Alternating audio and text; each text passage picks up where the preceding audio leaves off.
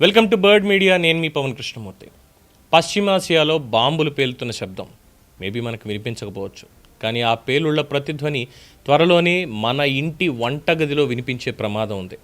ప్రపంచ చమురు రవాణాకి గుండెకాయలా ఉన్న హర్ముజ్ జలసంధి ఈరోజు యుద్ధ మేఘాలతో కమ్ముకుంది. సాధారణంగా రోజుకి 19.8 మిలియన్ బ్యారెళ్ల చమురు ఈ మార్గం గుండా ప్రయాణిస్తుంది. కానీ ఇప్పుడు ఆ రవాణా 86% పడిపోయి కేవలం 2.8 మిలియన్ బ్యారెళ్లకి మాత్రమే పరిమితమైంది అనేది అంతర్జాతీయ గణాంకాలు చెప్తున్నాయి.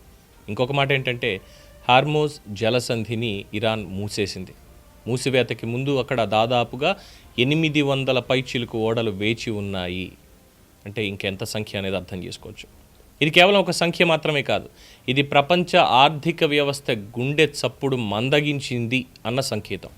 భారత్కి దూరంలో జరిగే యుద్ధం మనకెందుకు ప్రభావం? ఎందుకంటే మన దేశం వినియోగించే చమురులో దాదాపు 85% దిగుమతుల మీదే ఆధారపడుతుంది. అందులో గల్ఫ్ దేశాల వాటానే అత్యధికం. మన బైక్ ట్యాంక్ నిండాలన్నా, మన బస్సు నడవాలన్నా, మన ఇంట్లో గ్యాస్ స్టవ్ వెలగాలన్నా అన్నీ ఆ జలసంధి మీదే ఆధారపడి ఉన్నాయి.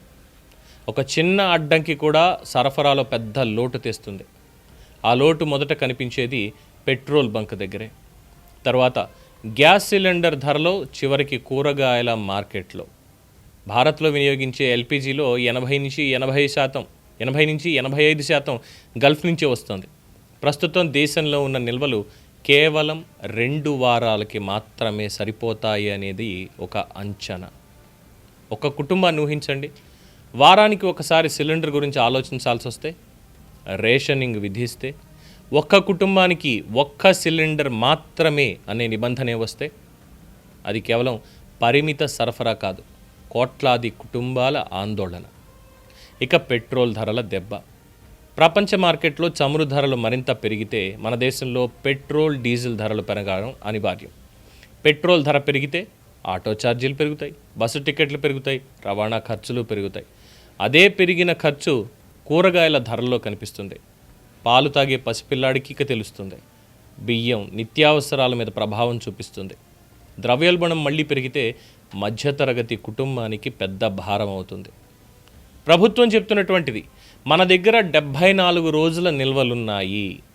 కేంద్ర చమురు శాఖ మంత్రి హర్దీప్ సింగ్ పూరి ప్రకారం భారతదేశం దగ్గర ప్రస్తుతం 74 రోజులకి సరిపడే ఈ చమురు నిల్వలు అనేవి ఉన్నాయి అని. అందులో ముడి చమురు 17-18 రోజులు, శుద్ధి చేసినటువంటి ఇంధనాలు 20-21 రోజులు, ఇంకా ఎల్ఎన్జి 10-12 రోజులు. ఇది ఒక రకంగా చూస్తే మాత్రం కొంత ఊరట ఇచ్చేటువంటి అంశమే.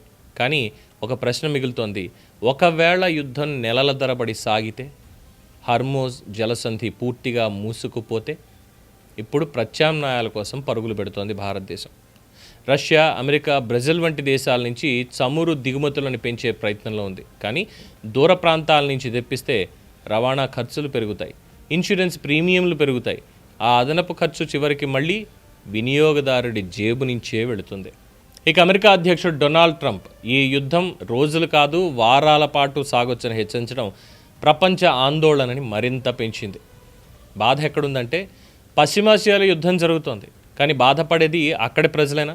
కాదు.